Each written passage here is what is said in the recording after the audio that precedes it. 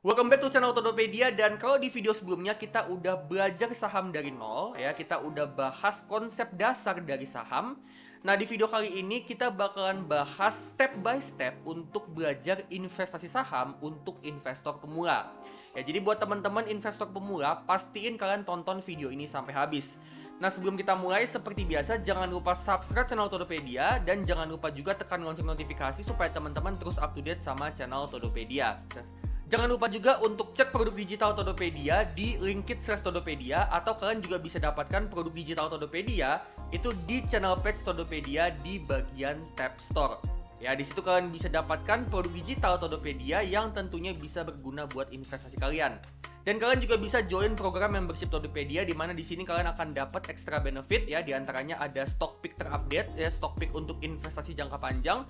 Kalian juga akan dapatkan Prom AI untuk analisa saham ya. Jadi Prom AI ini bisa ngebantu kalian untuk analisa saham dengan lebih cepat dengan bantuan AI. Dan kalian juga akan dapat akses ke grup eksklusif di Discord ya. Nah, cara joinnya teman-teman masuk ke link yang ada di bawah ya, bit.ly/join membership Todopedia.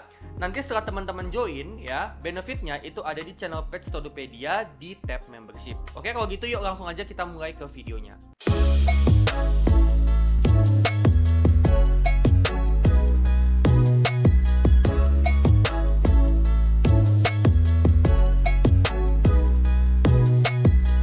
Oke, jadi di video sebelumnya kan kita udah belajar ya tentang konsep dasar dari saham. Kita udah belajar nih ya saham dari nol. Ya, kita juga udah belajar gimana sih caranya bisa dapat profit dari saham. Nah, di video kali ini gue akan ajarin kalian gimana sih caranya step by step untuk kita belajar saham dari yang pengetahuannya masih minim banget sampai nantinya teman-teman punya pengetahuan yang banyak tentang saham. Kalian bisa milih saham sendiri, kalian bisa analisa saham sendiri, dan kalian bisa ngebangun portofolio saham sendiri, dan dari situ kalian bisa dapat profit dalam jangka panjang gitu ya. Nah, di sini gue akan ajarin kalian step by stepnya ya. Jadi step by step ini nantinya bisa kalian jadiin framework untuk belajar saham gitu ya. Nah, kita masuk aja langsung ya ke step yang pertama. Jadi setelah kita belajar konsep dasar dari saham ya, step yang pertama kita perlu belajar untuk membuat basic screening ya. Jadi kita akan ngebuat screening teman-teman ya. Screening itu apa? Screening itu adalah tools untuk kita milih saham, untuk nantinya saham-saham ini kita masukin ke dalam portofolio investasi kita ya. Jadi tentunya kita akan memilih saham-saham yang terbaik yang akan kita masukin ke dalam portofolio investasi kita untuk jangka panjang. Nah, kita di sini bakalan pakai Stockbit teman-teman ya, dan Stockbit ini dia udah punya tools screener. Jadi kita bisa screening saham-saham ya dari screenernya Stockbit. Nah, tentu untuk kita memilih saham ya, kita mau saham yang bagus, saham yang terbaik gitu ya, saham yang kinerja bisnisnya bagus, saham yang bisa bagi dividen dengan yield yang gede, jadinya kita bisa dapat passive income dan valuasinya juga murah gitu ya. Nah, untuk kriteria pemilihan saham untuk kita masukin ke dalam porto kita, oke, kita bakalan pakai beberapa kriteria. Yang pertama, kita mau saham perusahaan yang valuasinya murah. Valuasi yang murah ini ya, itu pakai kriteria price to earnings itu di bawah 10 gitu ya. Itu pakai kriteria price to earnings di bawah 10 ya. Artinya price to earnings itu semakin dia kecil, semakin dia murah, artinya potensi profit jangka panjang yang bisa kita dapatkan dari saham ini itu bisa semakin besar. Itu yang pertama, kita mau saham yang valuasinya murah. Yang kedua, kita mau saham yang bagi dividen dengan yield yang besar. Ya, dengan kita dapat dividen dengan yield yang besar, artinya ya kita bisa dapat passive income yang besar. Contoh misalnya saham dengan dividen yield 10%, artinya ya dari investasi kita, kalau modal kita 100 juta, kita dapat dividen itu 10 juta. Gitu ya, yieldnya kita mau yang besar. Itu yang kedua. Yang ketiga, kita mau saham perusahaan yang bisa cetak profit yang besar.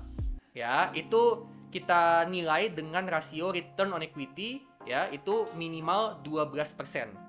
Gitu ya, artinya perusahaan ini bisa mencetak profit yang besar dari modal yang dia punya. Ya, berikutnya kita mau saham perusahaan yang bisa menekan pengeluaran dan bagus secara efisiensi. Nah, itu digambarkan dengan rasio net profit margin minimal 10%. Dan yang terakhir, kita mau saham perusahaan yang bisa numbuhin labanya dari beberapa tahun terakhir. Gitu ya, yang mana itu digambarkan dengan net income growth. Dari 3 tahun terakhir itu bisa positif.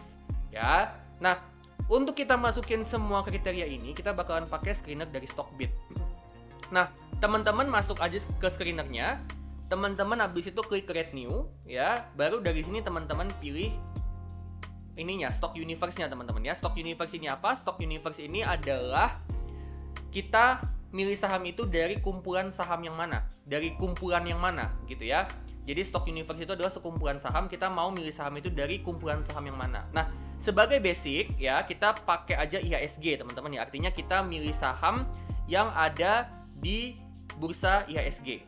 Artinya semua saham yang ada di Indonesia gitu ya. Nah, berikutnya kita masukin namanya. Ya, namanya teman-teman bebas aja ya. Misalnya gue mau pakai nama saham untuk pemula. Nah, ini gue pernah pakai sebelumnya ya. Deskripsi ini bebas teman-teman, ini bebas. Ya, kalian mau pakai atau enggak terserah kalian. Nah, sekarang kita masuk ke bagian bawah, screening rules ya. Ini kita akan masukin kriteria-kriteria tadi ke dalam screening rules ini. Ya, yang pertama tadi kita mau apa? Mau price to earnings-nya itu di bawah 10. Nah, kita langsung aja masukin teman-teman ya. Price to earnings itu namanya adalah PE ratio kalau di sini.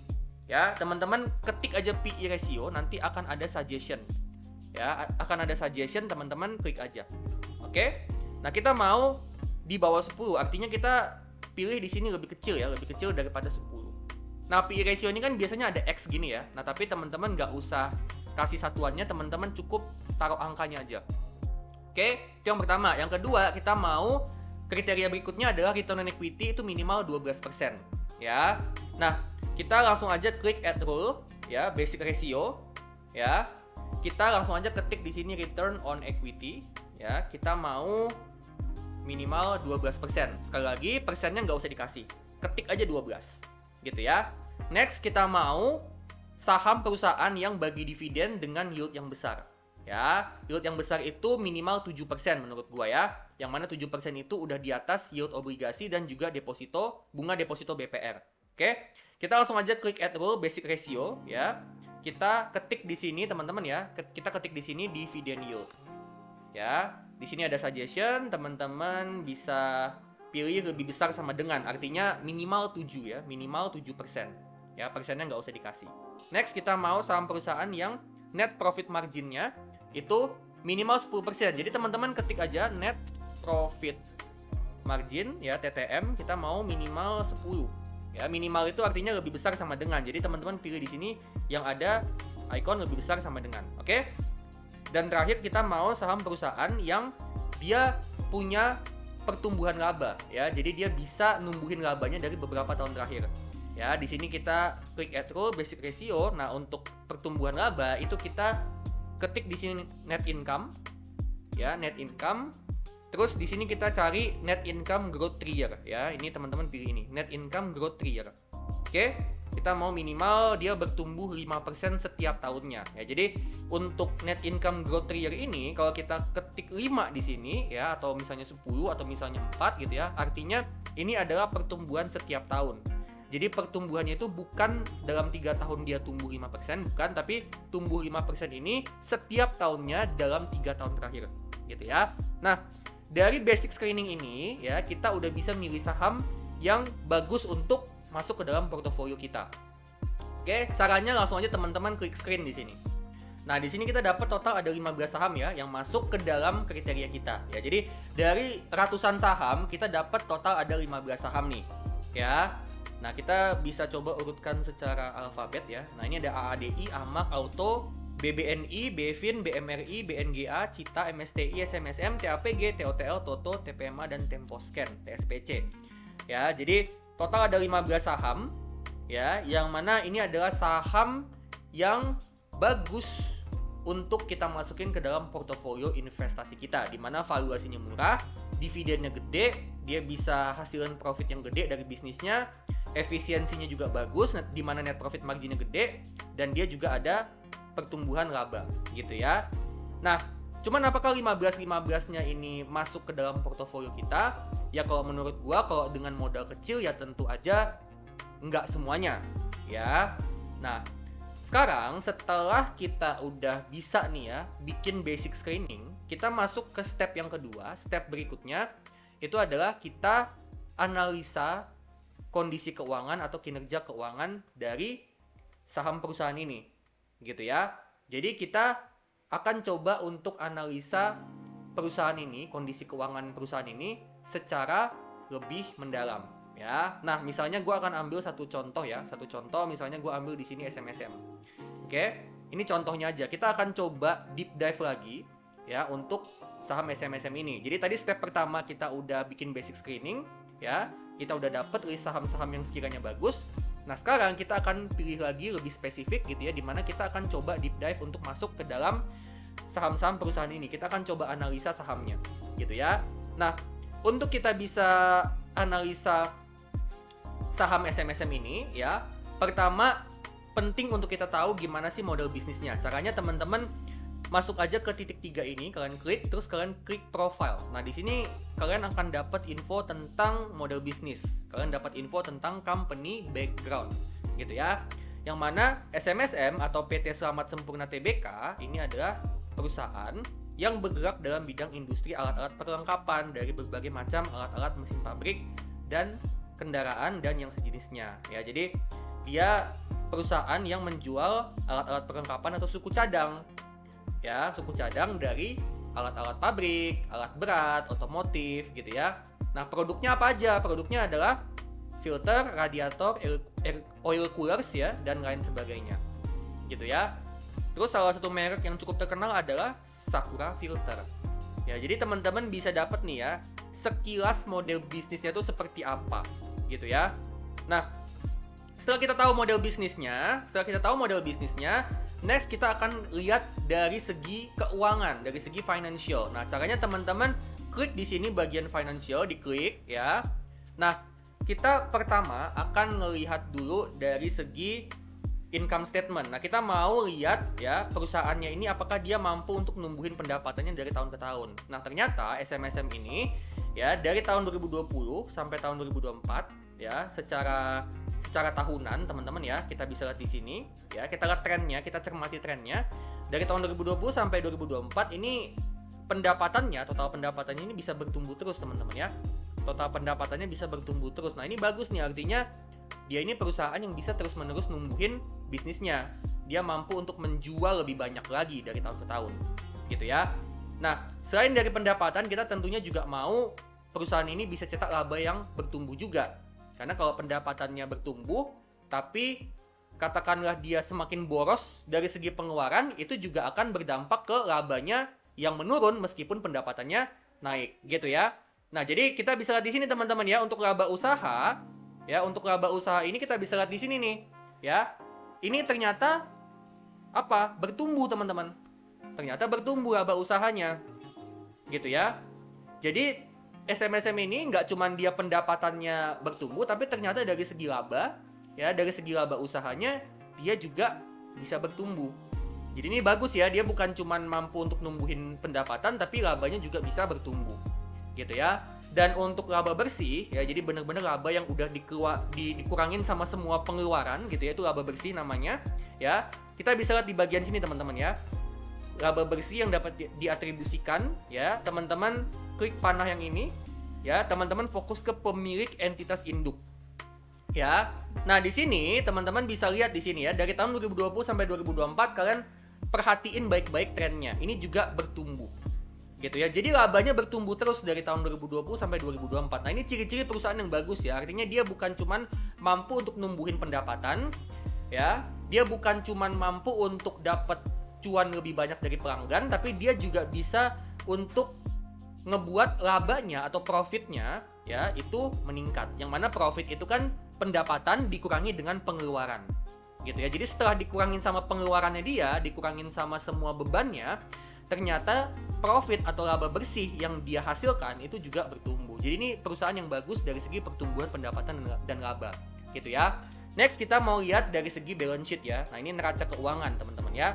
Balance sheet di sini kita pilih time frame-nya itu adalah quarterly, jadi kuartalan. Nah, kita mau untuk balance sheet ini, balance sheet yang bagus itu adalah kita mau supaya aset lancarnya ya, aset lancarnya ini 3,7 triliun ya, itu mampu untuk lebih besar daripada liabilitas jangka pendek atau kewajiban jangka pendek. Yang mana kewajiban jangka pendek ini kan kewajiban yang harus segera dibayar, dilunasin ya. Jadi aset lancarnya harus bisa lebih besar daripada liabilitas jangka pendek, karena ya aset lancar ini harus dipakai dulu untuk melunasi liabilitas jangka pendek. Nah, ternyata aset lancarnya 3,7 triliun dan kalau dibandingin sama liabilitas jangka pendek ini ada sekitar 600 M. Artinya ini aset lancarnya jauh lebih besar daripada liabilitas jangka pendek. Nah, ini bagus banget. Ya, dia bukan cuma lebih besar tapi jauh lebih besar. Artinya dia setelah dia ngelunasin semua kewajiban jangka pendeknya, dia masih punya sisa aset lancar yang banyak banget. Nah, sisa aset lancar yang banyak banget inilah yang nantinya bisa dipakai untuk pengembangan bisnis. Kalau misalnya sewaktu-waktu dia mau ngembangin bisnis, kalau sewaktu-waktu misalnya dia mau inovasi produk, atau misalnya sewaktu-waktu dia mau bagi dividen. Ya, nah, sisa aset lancar inilah yang nantinya akan dipakai untuk itu. Jadi penting banget untuk aset lancar ini dia lebih besar daripada kewajiban jangka pendeknya. Karena itu bisa berpotensi untuk mempengaruhi profit jangka panjang yang bisa didapat sama investor. Ya, itu bisa mempengaruhi meskipun memang secara nggak langsung. Gitu ya. Nah, dengan kayak begini kondisinya, aset lancarnya ini jauh lebih besar, artinya si SMSM ini, bisnis SMSM ini, dia punya kebebasan yang luar biasa untuk dia bisa ngembangin bisnis dan bisa juga untuk bagi dividen ke investornya.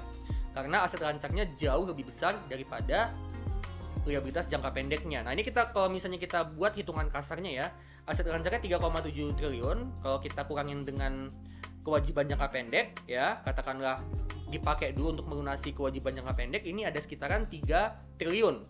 Ya, 3 sampai 3,1 triliun. Nah, 3 sampai 3,1 triliun inilah yang nantinya bisa dipakai sama manajemen untuk ngembangin bisnis, ya, bisa juga dipakai untuk bagi dividen ke investornya. Atau bisa juga kalau misalnya manajemen mau akuisisi perusahaan lain, ya, itu bisa juga. Gitu ya. Jadi ini bagus banget kondisi balance sheet-nya. Bahkan, ya, lebih bagusnya lagi adalah aset lancarnya si SMSM ini juga udah mampu untuk ngelunasin semua utangnya. Jadi bukan cuma dia mampu untuk ngelunasin utang jangka pendek, tapi kalau teman-teman perhatiin di sini, aset lancarnya juga udah jauh lebih besar daripada total semua utangnya. Jadi baik yang jangka pendek maupun yang jangka panjang itu semuanya udah bisa dilunasin dengan aset lancarnya dia.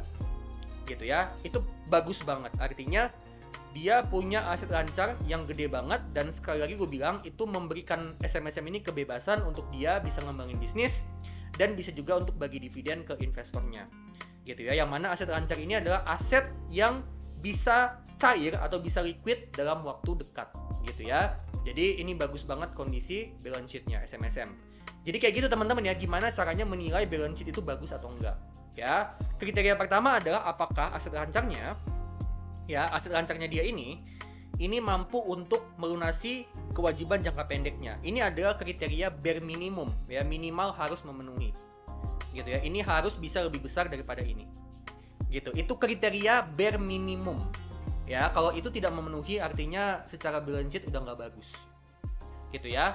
Nah, setelah memenuhi bare minimum, dicek lagi apakah aset lancarnya udah bisa memenuhi liabilitas. Kalau udah bisa, itu lebih bagus lagi. Tapi kalau nggak bisa, nggak apa-apa. Seenggaknya bare minimumnya udah terpenuhi. Gitu. Jadi cara analisanya kayak gitu teman-teman. Oke? Next kita masuk ke cash flow. Nah, cash flow ini penting teman-teman ya. Kalau tadi kita udah bahas tentang laba, tentang profit, cash flow ini juga penting karena kalau perusahaan udah cetak profit, ya, itu baru secara akuntansi. Tapi cash flow ini penting banget untuk melihat apakah profit yang tadi diterima sama perusahaan itu beneran bentuknya uang tunai. Karena tidak semua profit itu bentuknya uang tunai. Gitu ya. Simpelnya gini, sebagai investor saham, ya, kita pegang saham yang lagi floating profit. Apakah itu sudah profit? Jawabannya udah. Tapi apakah itu sudah jadi uang tunai untuk kita? Jawabannya adalah belum. Gitu ya, logika simpelnya kayak gitu. Ya, jadi itu udah jadi profit tapi belum jadi profit dalam bentuk uang tunai atau uang kas. Nah, cash flow ini adalah untuk kita bisa melihat ya, apakah profit tadi itu udah bisa jadi uang tunai untuk perusahaan. Karena penting ya. Penting banget untuk profit yang tadi dihasilkan dari bisnis itu juga bisa jadi uang kas atau uang tunai. Nah, untuk analisa cash flow, kita masuk ke bagian cash flow di sini, kita pilih annual, ya. Jadi kita mau lihat tren cash flow tahunannya. Nah, cash flow yang bagus, ya, cara analisa cash flow, ya, untuk kita tahu cash flow itu bagus atau enggak adalah kita lihat dari segi operating cash flow. ini harus banget positif. Artinya apa? Artinya perusahaan bukan cuma dia menghasilkan laba dari kegiatan bisnis, tapi dia juga bisa mengkonversikan laba itu menjadi uang kas. Dia bisa mengkonversiin laba tadi menjadi uang kas masuk ke dalam kantong perusahaan, gitu ya. Jadi operating cash flow ini penting banget untuk bisa positif. Nah, di sini ternyata SMSM kita bisa lihat ya, ini positif terus dari tahun ke tahun. Nah, ini bagus banget ya. Bisa konsisten, bisa positif dari tahun ke tahun. Artinya SMSM ini bukan cuma dia bisa cetak laba, tapi labanya itu bisa juga dikonversikan jadi uang kas atau uang tunai, ya. Yang mana uang tunainya ini nantinya itu bisa dipakai untuk investasi untuk pengembangan bisnis dan bisa juga dipakai untuk bagi dividen, gitu ya. Jadi operating cash flow-nya ini bisa positif dan ini bagus. Ya, ini ciri-ciri saham yang bagus untuk investasi. Salah satu ciri-cirinya, ya. Nah, selain dari operating cash flow, kita juga mau saham perusahaan yang free cash flow-nya itu positif. Yang mana free cash flow ini adalah arus kas, ya, arus kas yang sudah dikurangin dengan uang investasi belanja modal.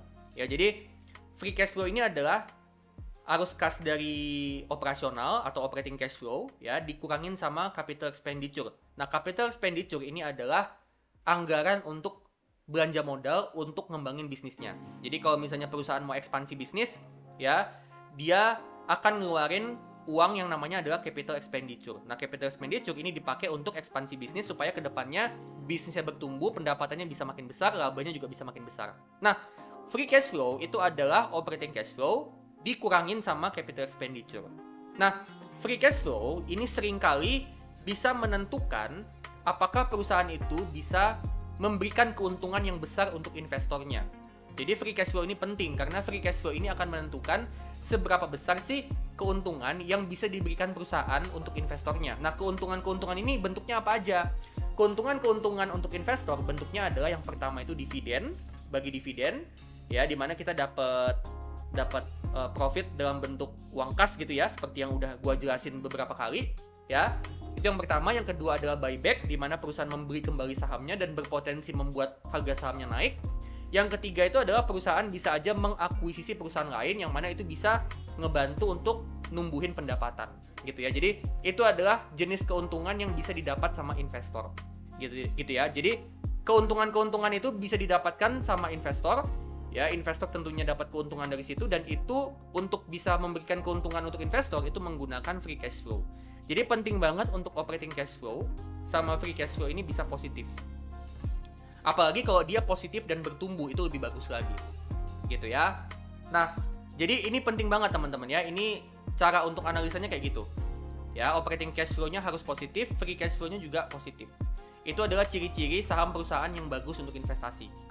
Kalau dia bisa positif dari segi operating cash flow dan free cash flow, gitu ya. Nah, selain dari itu, ya, kriteria lain kita juga mau ngelihat ya gimana sih arus kas dari aktivitas investasi. Nah, ini idealnya kita maunya negatif, teman-teman ya. Negatif itu artinya perusahaan itu keluarin duit untuk investasi, untuk ngembangin bisnis. Ya, dan untuk arus kas dari aktivitas pendanaan ini kita juga mau negatif. Ya, negatif artinya perusahaan ini dia ngelunasin utang, ya, dia ngeluarin duit untuk ngelunasin utang, dia ngeluarin duit untuk bayar dividen, gitu ya. Dan juga ada beberapa aktivitas lain yang tentunya bisa menguntungkan investor, ya. Salah satunya adalah dia ngelakuin buyback saham, ya. Jadi aktivitas pendanaan ini bagusnya negatif karena dengan itu negatif artinya perusahaan itu ngeluarin duit untuk menguntungkan investor, baik dalam bentuk dividen ataupun dalam bentuk pelunasan utang, ataupun dalam bentuk buyback saham, gitu ya. Jadi kayak gitu teman-teman ya, kriteria cash flow ya. Operating cash flow harus positif, free cash flow harus positif. Untuk arus kas dari aktivitas investasi ini bagusnya negatif, untuk arus kas dari aktivitas pendanaan ini bagusnya negatif, kayak gitu ya. Jadi itu cara untuk menganalisa cash flow. Oke, nah setelah dari situ ya, kita juga mau lihat yang namanya corporate action. Nah, jadi corporate action ini adalah apa sih yang dilakukan sama manajemen, apa sih yang dilakukan sama perusahaan untuk memberikan keuntungan buat investornya, gitu ya. Nah, corporate action ini bentuknya ada beberapa teman-teman ya. Yang pertama itu adalah dividen, yang kedua itu adalah buyback, yang ketiga itu adalah akuisisi, ya. Yang keempat itu adalah right issue, dan yang kelima itu adalah stock split. Gitu ya. Corporate action ini tentunya berpotensi untuk menguntungkan investor. Ya, kalau dividen ya tentunya kita udah tahu ya, dividen itu ya kita dapat profit dalam bentuk cash gitu. Jadi kita dapat cash profit gitu ya dari saham yang kita pegang. Kita dapat keuntungan dari situ, kita dapat passive income. Kalau buyback ya, perusahaan ini dia membeli kembali sahamnya, yang mana dengan perusahaan itu membeli kembali sahamnya itu bisa mengurangi supply saham yang ada di pasar. Dan kalau supply sahamnya berkurang, itu bisa berpotensi membuat demand-nya lebih besar daripada supply. Dan kalau demand lebih besar daripada supply, itu bisa menaikkan harga saham. Ya, jadi dengan buyback ini sebenarnya perusahaan itu berupaya untuk membantu kenaikan harga saham. Gitu ya. Terus untuk corporate action berikutnya ada akuisisi. Ya, akuisisi ini ya tentunya perusahaan ini dia mengakuisisi perusahaan lain. Jadi perusahaan lain itu jadi milik dia. Gitu ya. Nah, itu tentunya juga bisa membantu pertumbuhan pendapatan. Ya, jadi dengan dia dapat perusahaan baru ya tentunya pendapatan dari perusahaan yang tadi diakuisisi itu akan jadi punyanya dia, jadi pendapatannya bertambah. Ya. Terus ada juga right issue. Right issue ini adalah perusahaan menerbitkan saham untuk dia pakai dana hasil penerbitan saham ini untuk ngembangin bisnisnya. Gitu ya. Jadi dia menerbitkan saham, dia menghimpun dana nih. Jadi dia menerbitkan saham kan. Nah, saham-saham yang diterbitkan itu dijual, nanti ketika dia dapat dana hasil penjualan dari penerbitan saham, dananya itu dipakai untuk ngembangin bisnis. Gitu ya. Dan yang terakhir itu adalah stock split. Stock split itu sebenarnya dia cuman memperkecil harga sahamnya. Ya, tapi dari segi valuasi itu tidak berkurang. Ya, jadi harga sahamnya diperkecil, ya, jumlah saham beredarnya diperbanyak, yang mana harapannya itu bisa meningkatkan likuiditas sahamnya di bursa. Gitu ya. Jadi corporate action itu penting juga ya. Dan kalau teman-teman mau lihat corporate action itu teman-teman masuk ke bagian sebelah kanan. Ya, bagian sebelah kanan teman-teman pilih di sini corporate action ya. Nah, di sini ada data-datanya teman-teman ya. Kita mau saham perusahaan yang rutin dan rajin melakukan corporate action. Artinya apa? Artinya manajemen punya komitmen untuk memberikan keuntungan untuk investornya. Gitu ya. Corporate action yang cukup sering, cukup rajin ngelakuin corporate action ya. Kalau misalnya perusahaan itu cukup rajin ngelakuin corporate action, artinya manajemen ini berkomitmen untuk bisa memberikan keuntungan untuk investornya. Itu ciri-ciri manajemen yang bagus. Gitu ya. Contoh misalnya SMSM. SMSM ini dia bagi dividen ya, teman-teman ya. Ini kita bisa lihat di sini dia bagi dividen. Ya. Dividen ini di bulan Mei dia bagi dividen, di bulan Juni bagi dividen, di bulan Agustus bagi dividen, di bulan November bagi dividen. Nah, ini jadi dia cukup sering bagi dividen, dalam setahun bisa 4 kali. Nah, ini ciri-ciri manajemen yang cukup bagus ya. Artinya manajemen rutin untuk memberikan dividen ke pemegang saham, dan itu menunjukkan bahwa manajemen ini respect sama investornya dan mau memberikan keuntungan yang rutin untuk investornya. Dan logikanya kalau misalnya kita dapat dividen bisa sampai 4 kali kayak gini, ya, kita tuh bisa dapat passive income rutin setiap beberapa bulan. Dan itu bagus banget untuk cash flow di RDN kita. Gitu ya. Jadi kalau misalnya kita bisa cukup sering dapat dividen, bayangin kalau misalnya kita menemukan satu saham yang valuasinya lagi murah, ya, dengan kita dapat dividen rutin kan artinya kita bisa aja ketika ada saham yang murah kita bisa aja beli karena kita punya cash di RDN gitu ya. Jadi itu bisa ngebantu cash flow di RDN kita. Gitu ya. Selain itu ya tentunya kita mau perusahaan yang rutin ngelakuin buyback ya. Buyback itu juga sinyal bahwa perusahaan itu cukup confident dengan prospek bisnisnya ya. Jadi perusahaan itu kan dia membeli sahamnya sendiri. Artinya ya dia cukup confident sama prospek bisnis dari perusahaan itu sendiri.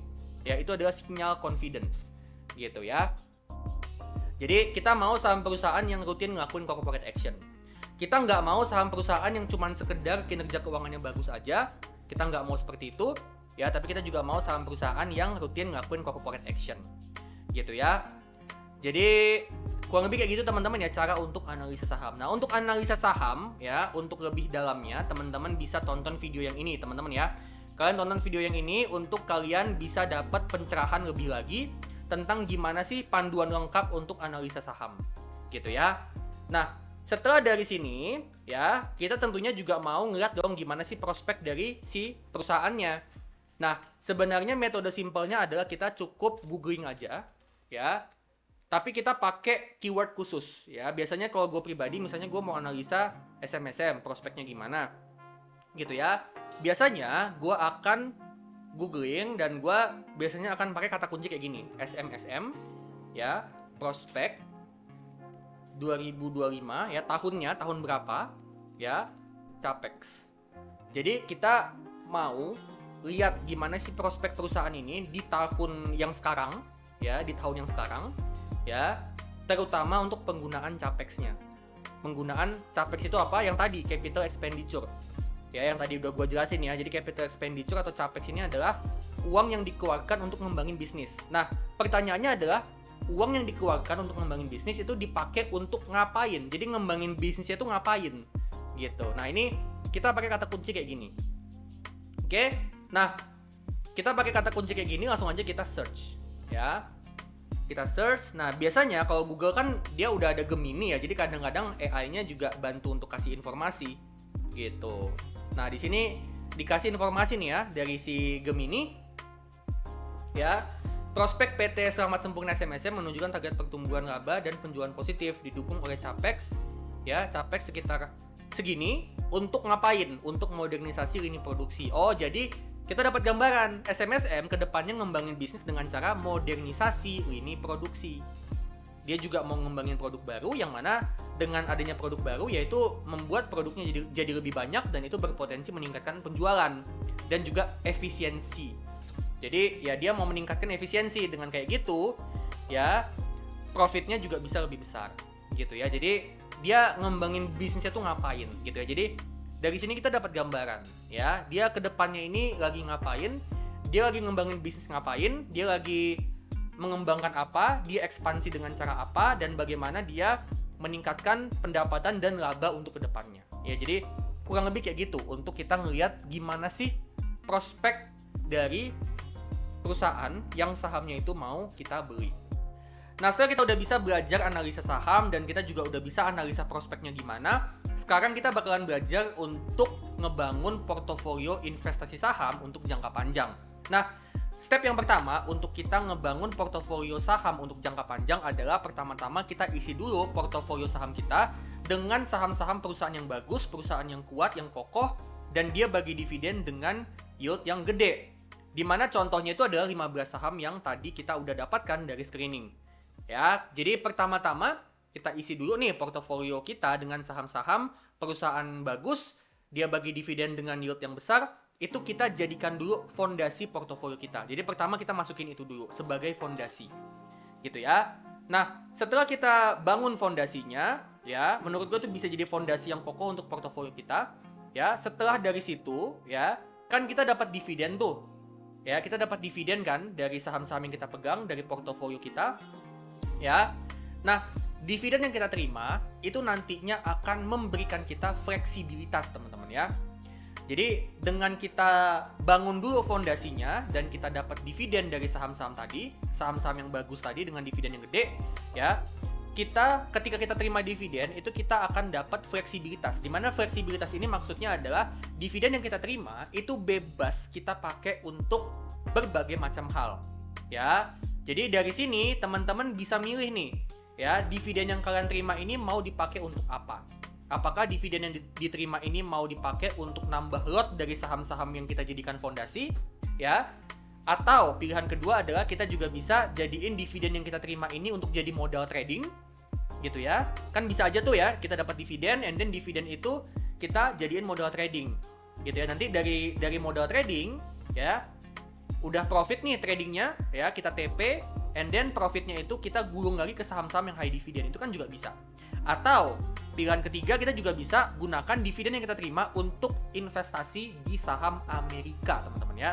Jadi fleksibel banget gitu loh. Dengan kita udah ngebangun fondasi ya dan kita dapat dividen, itu akan memberikan kita fleksibilitas gitu ya. Jadi penting banget teman-teman ya untuk portofolio kita itu pertama-tama kita bangun dulu fondasinya, baru dari situ kita bisa ngelakuin yang lain gitu ya. Nah, untuk lebih dalamnya untuk ngebangun portofolio saham ya, gue udah ada 2 video, yang mana 2 video ini akan membahas lebih dalam tentang gimana sih caranya membangun portofolio saham dari nol, dan gimana caranya ngebangun portofolio saham untuk dividen investing.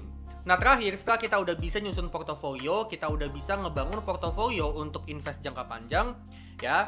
Terakhir kita juga perlu untuk memperluas ilmu, ya. Selain kita belajar untuk bangun portofolio untuk invest jangka panjang, ya. Selain kita invest di saham-saham perusahaan bagus yang bagus untuk jangka panjang dan dapat passive income, kita juga perlu memperluas ilmu kita di saham. Di antaranya adalah kita bisa belajar trading, ya. Jadi kita bisa belajar tentang analisa teknikal, kita bisa belajar baca candlestick, kita bisa belajar untuk baca indikator, kita juga bisa belajar untuk analisa bandarmologi, kita ngelihat pergerakan bandar gitu ya. Dan dari situ ilmunya kita bisa pakai untuk trading ya. Jadi tadi kan kita dapat dividen ya. Dividen itu kan bisa kita pakai untuk jadi modal trading. Nah, dengan ilmu-ilmu tadi ya kita bisa trading dan kita ya bisa profit harapannya ya. Profitnya itu kan kita bisa pakai lagi untuk nanti kita investasiin lagi ke saham-saham yang high dividen tadi, saham-saham yang kita jadiin fondasi. Atau misalnya dividen yang kita terima kita mau pakai untuk jadi modal buka usaha. Ya, atau mungkin kita mau pakai dividen yang kita terima untuk upgrade ilmu supaya kedepannya earning power atau pendapatan kita pribadi itu bisa lebih besar lagi. Gitu ya. Ya, jadi penting juga untuk kita memperluas ilmu ya supaya kedepannya bukan cuma investasi kita makin cuan tapi earning power kita itu juga makin gede ya. Dan kalau earning power kita makin gede itu kan nanti juga akan berefek ke investasi kita yang juga bertumbuhnya itu akan semakin cepat, compoundingnya itu akan semakin cepat dan semakin besar gitu ya teman-teman ya. Oke, kalau gitu itu dia video tentang gimana sih step by step untuk kita belajar investasi saham untuk teman-teman investor pemula. Ya, kalau misalnya kalian suka sama video ini, jangan lupa klik like, bagiin video ini ke teman-teman kalian, ya. Dan jangan lupa untuk kasih super thanks supaya Todopedia ke depannya bisa bikin konten-konten yang terbaik buat kalian. Disclaimer ya, ini bukan ajakan untuk jual beli saham, jadi saham-saham yang gue sebut di sini, ini bukan untuk mengajak kalian, bukan untuk pom-pom untuk beli saham-saham ini, oke? Jadi tetap do your own research dalam kalian memilih saham, oke? Kalau gitu, gue pamit dulu dan sampai ketemu di video selanjutnya.